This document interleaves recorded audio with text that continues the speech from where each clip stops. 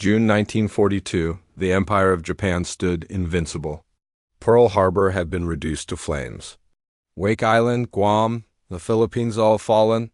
The rising sun stretched across the Pacific like never before.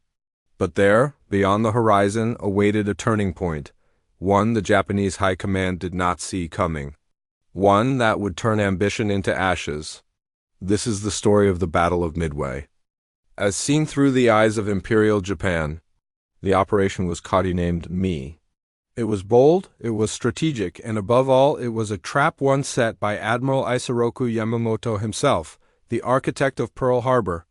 The plan was to lure the remnants of the American Pacific Fleet into battle by attacking Midway Island, a speck of land 1,300 miles from Hawaii.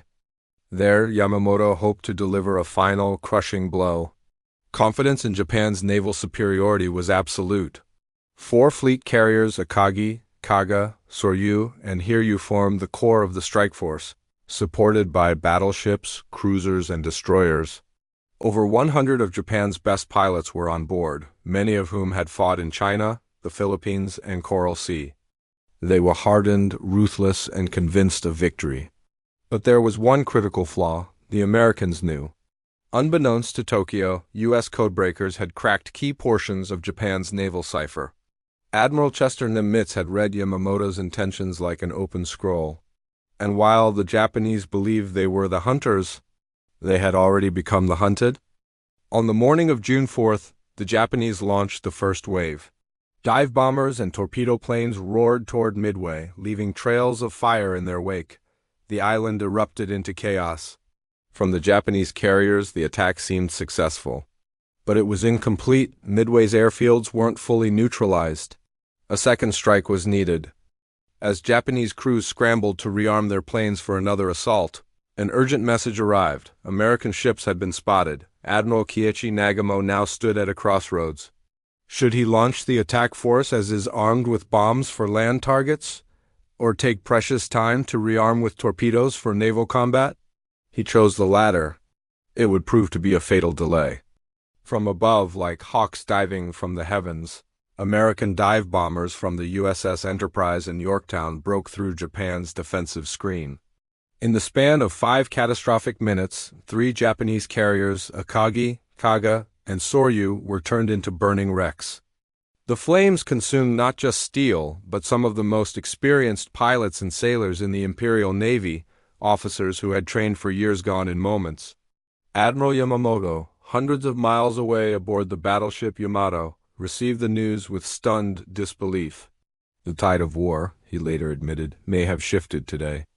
Yet amidst the chaos, one Japanese carrier remained operational. Hiryu, in a final act of defiance, she launched a retaliatory strike, managing to cripple the USS Yorktown. But her victory was short-lived. American planes found her later that afternoon. By nightfall, Hiryu joined her sister ships beneath the waves. Japan had lost 4 of its frontline carriers, over 300 aircraft, more than 3,000 men. It was a loss too great to replace.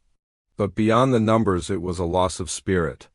The aura of invincibility that had cloaked the Imperial Navy since Pearl Harbor was shattered. In Japan, the news was filtered and delayed. The truth, too painful to bear, was hidden behind vague phrases like serious damage and losses incurred. But within the Naval Command, there was no hiding from what had occurred. The finest elements of the fleet had been gutted. The strategic initiative had slipped from Japan's grasp. Never to return? For the pilots who survived, there was confusion. Many believed they had fought valiantly. Some were unaware that their mission had failed so catastrophically. But those who saw the plumes of smoke rising from the sea knew Midway had become a graveyard of steel and pride. From the Japanese perspective, it was not just a defeat, it was a reckoning.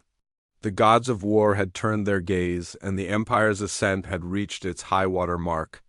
The Battle of Midway teaches us that no force, no matter how powerful, can afford to underestimate its enemy. Arrogance blinds even the most brilliant minds. In war, timing is everything. A few minutes can decide the fate of nations. For Japan, Midway was the moment when momentum was lost and survival became a struggle. For the world, it marked the beginning of a long, brutal road to victory. History does not forget, and neither did those who fought and fell at Midway.